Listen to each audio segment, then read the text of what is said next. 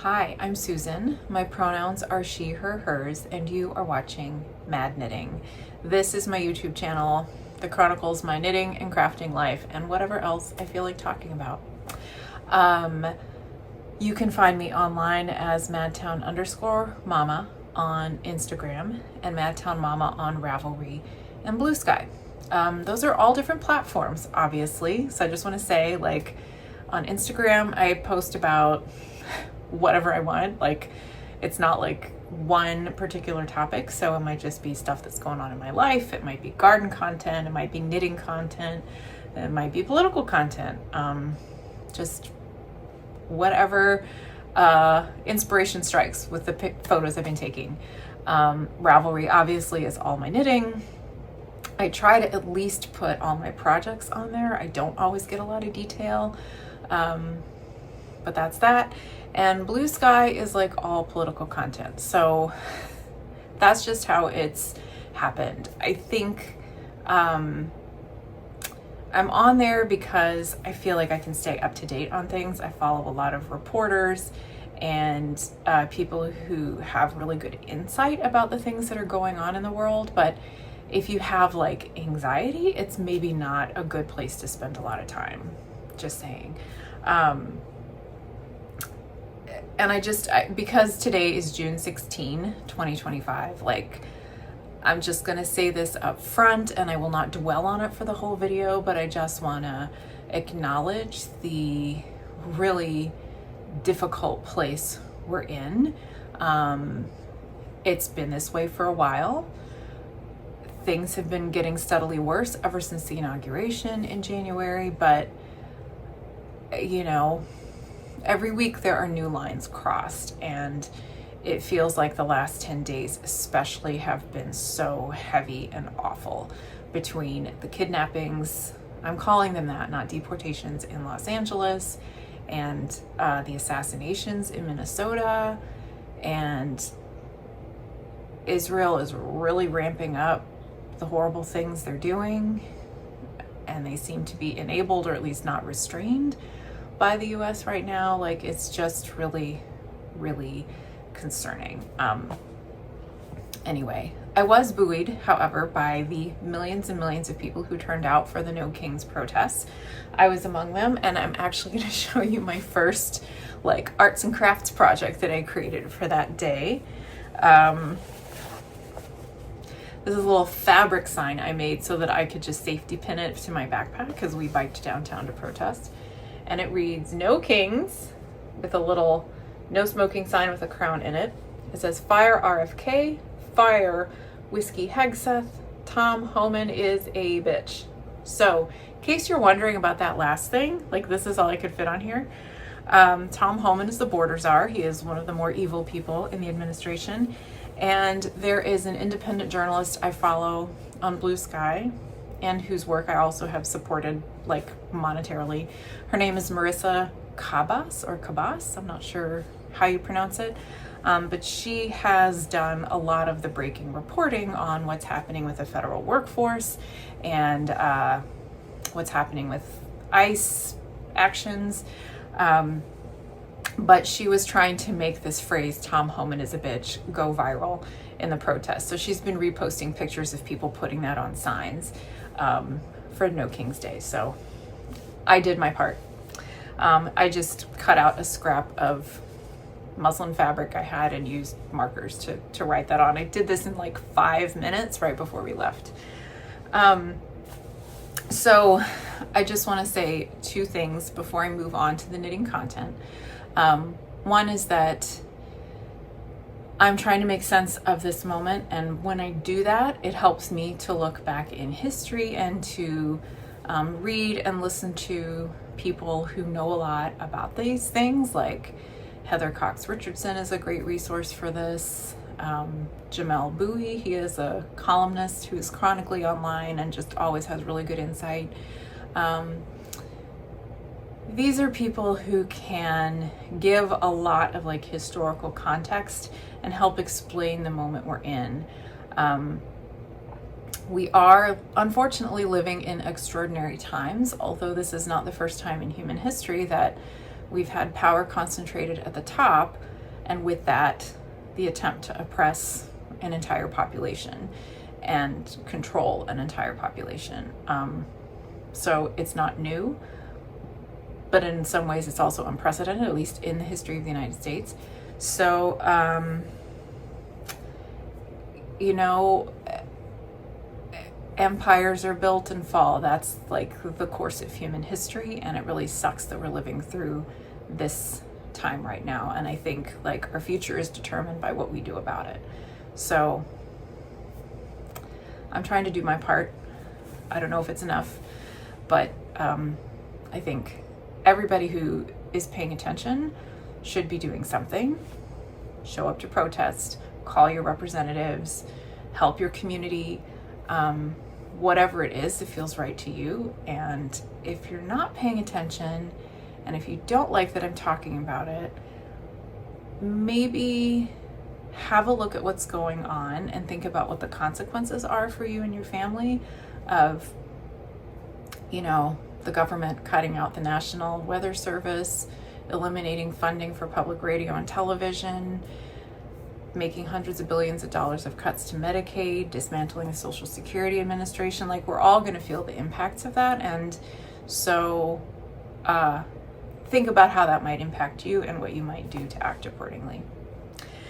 The second thing I will say is that I did run across a really good article in The Guardian that explained the term hypernormalcy. Maybe you've seen this floating around online, and I will link that article in the description box below. But that describes this stress and like dissonance that we're feeling sort of internally when we are living our normal lives, like we are still carrying out our normal daily routines while knowing that there's this existential threat coming ever closer. So it might appear like I see a lot of people online saying like, how can you act like everything is so normal when it's all falling apart? Well, what choice do we have? You know, I still have to get up and drink my coffee and go to work and take care of my family, and practice the music for gigs I have coming up. Like, I still have to do all that stuff, even though I know these things are happening. So it doesn't mean that I'm not paying attention or that I'm dissociating, just because I'm not talking about it all the time. I probably talk about it more than a lot of people, but anyway, that's called hypernormalcy when you're living with both of those things. So even if you're not talking about it all the time, but if you're feeling that anxiety and if you're like aware of things that are going on, that's what's happening, and you're not the only one. So anyway, let's get to knitting content. I have a lot of new things to show you, not a whole lot of finished stuff, but I did finish two things. So the first the first things I have to show you are hats that I finished. This one I showed you last time. I think I was about almost up to the decreases at that point, and I finished it in short order after that. So this is a hat. It's like an adult size hat made in leftover sock yarn. This will be donated, I'm sure, to a charity once I find one that's suitable. It fits me nicely. It could probably be stretched going a little bit bigger head. It is tall enough that if you want to wear it with slouch, which I feel like I don't pull off very well, but maybe other people can, you could have a little slouch, or you could fold up this brim to show the lining and to keep your ears warm. So it's very versatile for our climate. I live in Wisconsin, by the way, so you know, several months of the year is hot weather for sure. I used size 3 needles for the main part of the hat and size 2 for the liner, just so that it would be a little bit smaller circumference. Like I said, these are leftover sock yarns that I used, and I've got them here to show you. So I started with the lining. Using, this is Cascade Heritage. I think it's called Wave. It's like the the line of yarn they have that's like a slow changing color. So it might not be super obvious here. By the way, I am in a different spot than I normally am because I still have a teenager sleeping upstairs. It is like summer break. Also, it's raining and gloomy outside, so I have to turn on lights, and it's, you know, not ideal lighting, but that's the deal. I'm also sitting on the floor because it is comfortable and grounding. Anyway, I think you can kind of see, maybe not very well because of the glare, but if you look at the lining of the hat, maybe you can see that there is a slight color change. From this part, it's a little bit darker and it gets lighter as you go this way. So this is, yeah, like a Cascade sock yarn. The outer part, these were not necessarily, I like how they go together. These are both from Webs. Valley Yarns is their house line, and this is Huntington Splash, which is one of their sock yarns. It's just like a merino nylon blend. In two different grays with streaks of other colors throughout, and I just really like how those two go together. And the lighter gray has this dark sort of cranberry red that shows up every so often, and it coordinates very nicely with what I used in the lining. So that is that. I didn't use a pattern for this, I just winged it. And one thing I would do different next time is I would do a provisional cast on for this lining rather than I just cast on like long tail and then picked up the stitches when I got to the point where I wanted to turn the lining. And I think I would do a provisional cast on next time to make sure I'm not skipping any stitches or having trouble with that, because it didn't quite come out even at the end. I don't know if you can see here, but I kind of had to skip some stitches at the end because something wasn't coming out quite right. I think it looks okay, so I'm not worried about it, but that would be easier next time. The second hat I finished, I had actually started this the last time I did an episode and I forgot to show it. I don't know, I think I was in a hurry maybe. But it's very simple. It is a 1x1 rib hat out of DK weight yarn. This is Provincial Tweed from Knitpicks, and I did a 4-point decrease at the top. They list this yarn as worsted weight, but I like it better knit up at a DK gauge. This is left over from a sweater I made for one of my nieces, and for the sweater I used size 6 needles, made a really nice fabric for a child's sweater. For the hat I used size 5 just so it would be a little bit denser and warmer.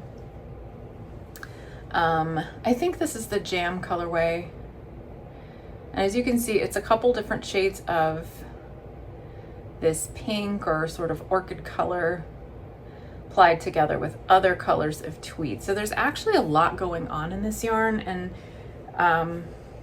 in my opinion that means that like plainer stitch patterns, plainer fabrics are a better fit for it. So again, this will be donated at some point because it is superwash yarn. I cast on 112 stitches on size 5 needles, and this is a size that will fit well on an adult if they don't want to turn up a brim. But if a child would wear it, there is plenty of room to turn up the brim for a child size hat. So one of the things I like about using either a 1x1 or 2x2 rib on hats is that if you make them nice and tall, they are very flexible in terms of size for different size heads. So if you're not confident in the measurement of your recipient's head size, or if it's just going to be donated somewhere so you don't know who will end up with it, or if you want them to have the possibility of turning up a brim if it's very cold, I think that a ribbed pattern is a really good option. So those are my 2 finished objects. In terms of works in progress, let's see. Let's see. I almost didn't want to show this because it's not very interesting and it's been lingering for so long, but since I had these like scrappy leftover hats, not scrappy, but like hats made out of leftover yarn that will be donated, I found this one that I picked up and worked on for a little bit in the last couple of weeks, so I thought I might as well share it. Again, this is 2x2 rib, very flexible. This is also leftover yarn from some sweaters I made for my nieces. That is a theme, apparently. This is Berroco Ultra Wool DK, and this is all I have left of this pale aqua color. And I had started this hat quite a while ago, set it aside because I must have gotten into a more interesting project. And I picked this up again, made the ribbing a little taller, and then started some decreases, and I think I'm gonna do them over because they're starting to look sloppy, which is probably why I put it back down. But yeah, I would like to use up more of my leftover yarn making hats, I guess, just because it kind of is taking up space and I'm not sure what else to do with it. I don't really love superwash yarn, as you may know, except for socks. So I still use it for making things for my nieces or baby gifts, but I don't like having a lot of it sitting around. Okay. What's next? Let's go with a pair of socks. I have showed these a few times before, so I will not dwell on them here. Just getting my stuff in order. Just checking my notes to make sure I don't forget anything. So my yarn's a little bit tangled, but this is the second sock of a pair. First one's totally done. I'm just calling these Pride socks because the colorway is called The First Pride Was a Riot. This is BFL sock yarn, 100% BFL, fingering weight, from Knitcircus. And Knitcircus is based out of Madison. They used to have a brick and mortar store, but that closed. They do all wholesale and all online orders now. But they were selling this colorway for Pride Month last year. So I bought it then, and I am finally knitting it up now. It's really fun. Socks are really the only place where I use yarn that is this wildly speckled or variegated. There's just about every color you can think of in here, and I'm very much enjoying them. They will be done soon. As you can see, this is my second sock, and I'm well on my way down the foot. I am using size 1 needles, and I cast on 62 stitches, and there's no pattern really. I just started with a 1x1 cuff, and I'm continuing in a garter rib down the leg,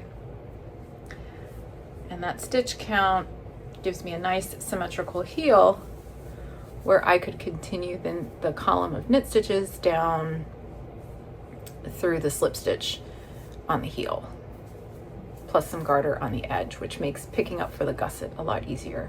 So that's how I do a lot of my socks, and I've talked about that a lot before, so I don't think I'll belabor the point here, but these are well on their way to being done. I might even finish these today or tomorrow because I have a lot of hours in Zoom meetings, which is pretty typical of my job. So that's how I get a lot of my plain knitting done. Okay, I have cast on a couple of sweaters. So if you watched my last episode, I was working on a sweater and I was pretty well on my way with it. But unfortunately I had to frog the whole thing, which was disappointing, but like I moved through that emotional process pretty quickly, which I usually do. I knit a lot. I have a lot of sweaters. If something doesn't work out and I have to pull it out, it's fine. Like grieve for a minute and then I move on. So I told the whole story on my last episode. I won't rehash it all here, but you can watch that video. I'll link it in case you want to see it or missed it. But basically, I was using this yarn. This is Brooklyn Tweed Loft. They are no longer making yarn, I'm afraid. But yeah, this is a fingering weight woolen spun, a lot of yardage in 50 grams, like 275 yards. It's all American wool. Anyway, I had this to make the A Bloom cardigan, which is a really lovely design by Ann Ginger. And it became very clear when I was halfway through my yarn, but not yet halfway through the sweater, that I was going to have to get more to finish it. So I was able to procure a couple of extra skeins on somebody's D-stash, but the dye lot was so mismatched that it was not going to work. And I will want to say, I did have a few comments online from people who made different suggestions about how to handle it. So one person suggested over dyeing the sweater. I have had a couple of people suggest like, alternating skeins, which I appreciate the comments, but I decided to frog the sweater because I like this color. I don't want to over dye it into something different. I also am not very confident in my dyeing abilities. Like I just didn't want to mess with that. And as far as alternating skeins, the dye or the color difference was so great that that was not going to work either. So I pulled it out and I looked for a different pattern that wouldn't be so textured, because that textured stitch makes a denser fabric, uses more yardage. That was, I think, the reason I ran out or was going to run out. So I started something that's a lot plainer. And I've finished the body now. So this is the Don't Ask Again cardigan. It's by Isabel Kramer. I own several of her patterns, but this is the first one I've actually knit, and I'm enjoying it so far. It's very straightforward. The instructions are clear. It comes in, I need to remember to share these details when I don't always remember this. I'm looking for the sizing. This pattern came out in 2021. The bust circumference ranges from 35.75 inches, that's the size I'm making, and goes as big as 64.5 inches around. And there's like 9 or 10 sizes here, so pretty good range, pretty good inclusivity. She writes the pattern to have stripes as an option and pockets as an option. I'm not doing that. I'm doing as basic as possible. It's top down, so you cast on for the neck, and much like a raglan, you just do increases at certain points and increase down the neck and eventually cast on stitches. So there is this nice neck shaping, which I really appreciate. The edge is curling, so I don't know how well you can see, but I have to say, one of my pet peeves, and this is going to come up again, is when there is no neck shaping on a sweater. Like, our bodies are built so that our, where we need a neckline to fall is lower in the front than in the back. I cannot stand it when something is pulling up like this or sagging way down behind, like on the back of my neck. I cannot stand that. So I will adapt and modify a sweater pattern if the neck shaping is not there. But she has it, so that's all good. It's a cardigan, so you're going back and forth. Now, this is not a raglan. This is maybe a contiguous sleeve. I don't know exactly the term, but I mean, you can see that similar to a raglan, you're doing increases every so often. It's just that you're not always increasing in the same places. So sometimes you're increasing a lot just on the body, sometimes you're increasing on the sleeve and the body, or just the sleeve, and it all works out into this nice shape that fits the shoulder pretty well. And I will try it on for you. It's kind of awkward because I'm sitting down, so take my word for it that it fits you know, down my torso as well. But it's, you know, it's gonna give me at least 2-3 inches of ease up at the top, which I like. I can wear it comfortably over a shirt, but it won't be like huge and baggy. And I think it's gonna be a really nice cardigan. So a couple of the other details here is that there is a really simple line of purl stitches down the back, which gives it a bit of interest, as well as, these are my sleeve stitches on hold, as well as a couple of lines of purl stitches down the sides. Kind of looks like a seam. So it's got a nice tailored look, even though it's a very simple design. So what I have left to do are the sleeves and like the neckband and button bands and stuff. And I have used maybe half of the yarn, maybe not quite half, so I'm not at all worried about running out at this point. So that's going very nicely. Now the second sweater I cast on just Saturday morning. So it was the day of the protest. That has nothing to do with the sweater. I just like decided to start a fresh cast on Saturday morning because I woke up early. And I've already started it over, but let me tell you what I'm doing and then I will show you what I've got. So I've been wanting to make the raindrops pattern by Tin Can Knits for quite a while. Here is, I don't want to show you the pattern, but here's a close-up of the yoke. So this is a design that came out in 2015, so it's a decade old. And like all Tin Can Knits patterns, it goes from like newborn baby size through through a fairly large adult circumference. This pattern only goes to a 58-inch circumference, but I know that their more recent designs are written to be at least I think up to a 70 or 72-inch circumference, around there. Don't quote me on that. But anyway, what has drawn me to this pattern is that yoke design of, you know, of just these eyelets. It's just a bunch of yarn over spaced out in a particular way that really does kind of look like raindrops on the yoke. And I've always thought that was really, really cute.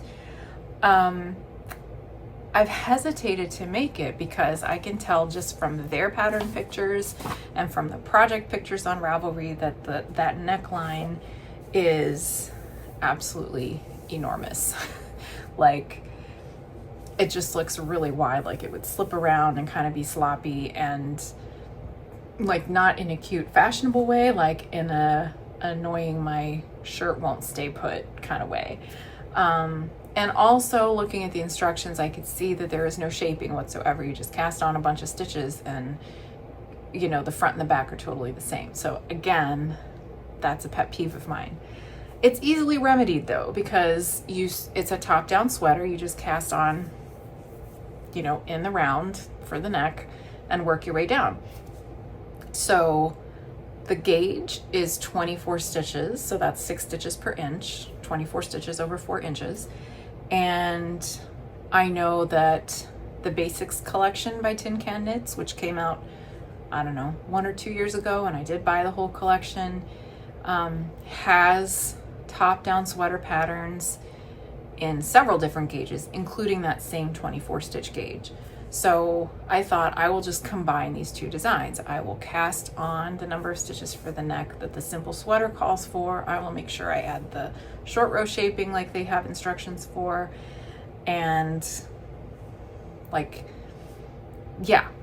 And then I'll just follow the instructions for the eyelet yoke as it is in the pattern. So that's how I started out. I cast on way fewer stitches for the neck, did some increases, did a couple sets of short rows right at the top, kept on going, but I could tell in my first iteration, which is here, that the neck was still going to be too big. Like, it would be really big even for me. And by the way, this is what I am making is a child size. This is for my younger niece. She just turned 7. So I could tell that this neckline was just going to be way too big. So I thought, okay, that's no good. I'm just going to start over before I get too far into this. So I went down a needle size, cast on again, seems to be going better. And meanwhile, I pulled the longer needle out of this, and like I saw that there is another problem here, which is that this yoke is going to be huge. I mean, like, it's so big, it's ruffly. And I think I did gauge swatch. So I checked real carefully what that is. So I think the issue is that I am using a cotton linen blend yarn, which I'll show you in a second, and that the eyelets are just making everything kind of relax into a much looser gauge. So should I show you the yarn or should I talk about my second try? So here's my second try. And I think this is coming out better. So I went down another needle size for the neck, and I went down a needle size just for the eyelet section, and I am cautiously optimistic that this is going to work. So the yarn I'm using is called Mojave. It is a 60% cotton, 40% linen blend. This is like a Pepto-Bismol pink, which is a favorite color for my younger niece right now. This is by Kelbourne Woolens, and it's 185 yards for 50 grams. So it's kind of a sport weight, fingering weight-ish. And the gauge, like, I was getting 6 stitches per inch on size 4 needles. So that's what I was using. That's what I used for the stockinette part here at the top. And I just kept going on those size 4 for the eyelet part. And I think because of the holes and because it's a cotton linen blend, that's why it's way too big. So for the second try, I'm really hoping this works. I use size 2 needles for the neck. I'm going to use size 4 for the plain stockinette part, but I just went to a size 3 needle for the eyelet section.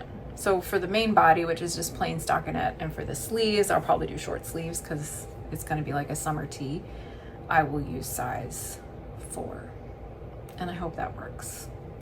I get to see my nieces next month, so I want to knit them both a raindrop sweater, and I have this turquoise color in the same yarn picked out for my older niece. So this feels like a very early 1990s color scheme here, but those are the colors they like. If this does not work out, like, it might just be that a lace pattern in this yarn is just too loose. Maybe I'll do something plain. I don't know. I don't want to run out of steam though, because I really do want to get these done. I have 2 more works in progress to show you. I'm telling you, it's been like a cast on party around here, and eventually I will finish something.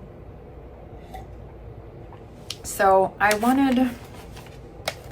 been watching, this doesn't have anything to do with anything, but I've been watching The Residence on Netflix. It's a Shonda Rhimes show. It stars Uzo Aduba, who's fantastic. And I just wanted something different to knit on while I was watching that. So this has nothing to do with the show. But this has been my TV knitting when I have the chance to watch TV, which is not often because it's been busy. And I'm preparing for a music festival in a couple of weeks, and I have some really difficult music to learn, and that's taking up a lot of my time too.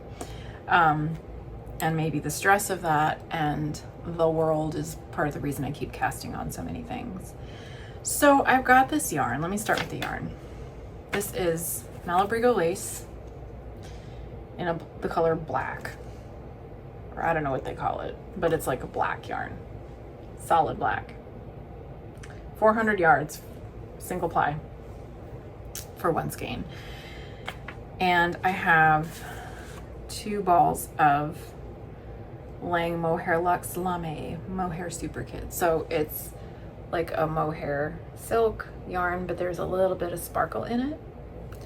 And these were on clearance at the Wisconsin Craft Market when they were going out of business several years ago. And I just really liked how these go together, but I didn't have a plan when I bought them. So I have about 400 yards of each. And I decided that I would like to strand them together to do some kind of like scarf mini shawl situation. And I had to search for patterns that only called for about 400 yards because like most call for more than that. But I ended up choosing Fractal Danger by Martina Baim. She is, I think, a German designer. And this pattern is from 10 years ago. The black and white picture is not great. So I will see if I can find a better one to put on the screen somewhere. But it's garter stitch, yarn overs every so often, and increases. And at some point, this is how far I've gotten. At some point, I think it'll change direction and then change direction again. But it'll be kind of a long, skinny, you know, vaguely crescent shape when it's done. And I'm very much enjoying it. The section I'm on is very easy to memorize and very intuitive. You see this little bump here? I think my stitch count was off. I don't really care. Knitting with lace weight merino and this mohair silk blend is like, it's like knitting with air. It's almost like you don't feel anything, like cotton candy that would just melt away. And I think it's going to be really nice when it's done. And the progress is actually a little bit slow because, like I said, I haven't had much time to sit down and watch TV or just, I don't know. It's not true that I have no knitting time. I wake up very early in the mornings and I always like make coffee, listen to news podcasts, do some word puzzles online. Like I like Wordle and the mini crossword and connections and stuff. And then I knit when I'm done with my puzzles, and that's how I start my day. And I have time to knit during meetings if I'm on Zoom a lot, but there's not a lot of like evening TV knitting time right now. My last work in progress, I told y'all I've been doing a lot. I have to find it. My last work in progress is another plain hat that is using leftovers of superwash yarn. I don't know who it will go to. Clearly this is a theme, like I said before. But you know, I knit a lot when I'm like doing other things, like sitting in an audience for something or on a meeting. And I get a lot of socks made that way, but sometimes I get a little tired of socks and I want something else. So lately it's been hats. Here's what I've got so far. Lots of ends because there was a flaw in the yarn and I had to break it. Anyway, this is leftover Malabrigo Rios. Pretty sure that's what it is. Been a while since I've had the label. I made a sweater for my older niece a few years ago to her specifications, although I'm not sure how much she wore it. She wanted purple and pink, so I made her a sweater that was purple and pink.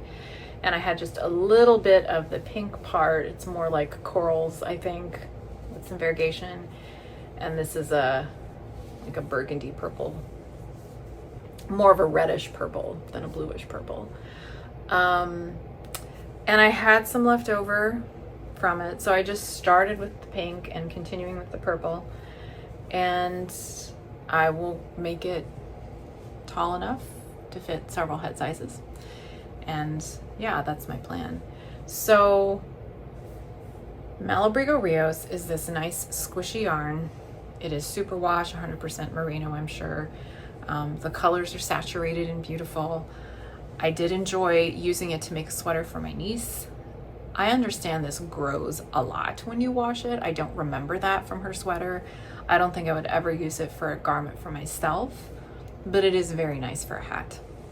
So the story with this is that Saturday was such a long day. Like we had, I spent the afternoon protesting downtown, which in Madison, like,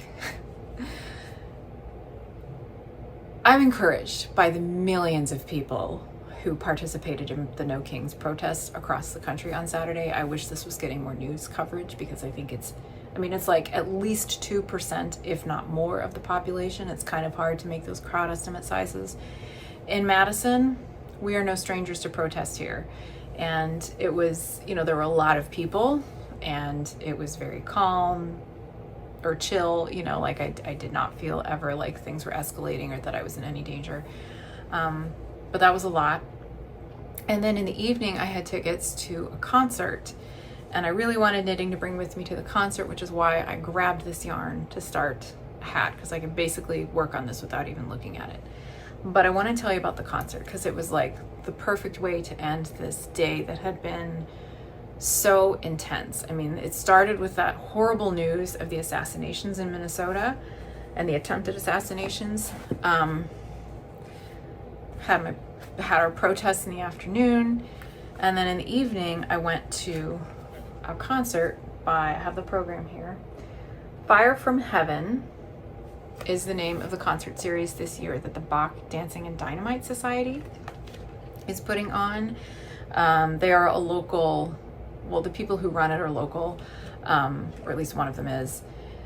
They are a chamber group that does really, really interesting programming for 3 weeks in the summer, and it's extremely high quality stuff. But the concert I went to was the German Requiem by Johannes Brahms on Saturday night, and it's adapted. It was adapted for a smaller group. So Brahms' Requiem is this enormous piece. It's one of the giant pieces of, one of the great works of music from the 19th century Europe. And it's written for like a full orchestra and a very large chorus, plus 2 soloists. And they did it for a 24-piece chorus, or a 24-member chorus, the Madison Choral Project, who's one of the best choral groups I've heard in live performance. And there were 8, I think, instrumentalists in a small group, like a few string players, a few woodwind players, and piano filling in for the rest of the orchestra. And it was incredible. It didn't feel smaller at all. In fact, it felt like, because there were fewer singers and fewer instruments, everything was clearer. You could really hear all the different lines and the different parts. But the thing I wanted to say, the reason I wanted to talk about this is because the Brahms Requiem is, the people that came out and introduced the concert explained that the Requiem is written for the living. And the first movement, this is in German, Selig sind die la Leid tragen, which means blessed are those who suffer, or who carry a burden, who carry suffering. So that's the people who are alive now who are carrying suffering. And in this time especially, it feels like there's so much of that, and it is so present in our minds to hear this 90-minute piece, which is just so complex and deep. And I mean, it was a troubling time when Brahms wrote it. When was this piece written? I think in the 1860s. Yeah, mid-1860s. Terrible, turbulent times then too. I mean, anti-Semitism in Germany was not a new thing. There were wars, there was difficulty. So for 90 minutes, I experienced that incredible music, and I knit this hat, and I got about this far on it just Saturday night. And then I had to play for a church service Sunday morning because friend of mine is music director at a church that needed a sub. And so when I wasn't playing, I got this much done. So yeah, this is my Requiem hat, I guess, is how I'll say it. So that's all I've got for you today. I don't know when I'll be able to record next. Summer is just a less predictable time in terms of schedule and routine and time that I will have to be home alone and record, but hopefully it won't be too long, and I will see you next time. Bye-bye.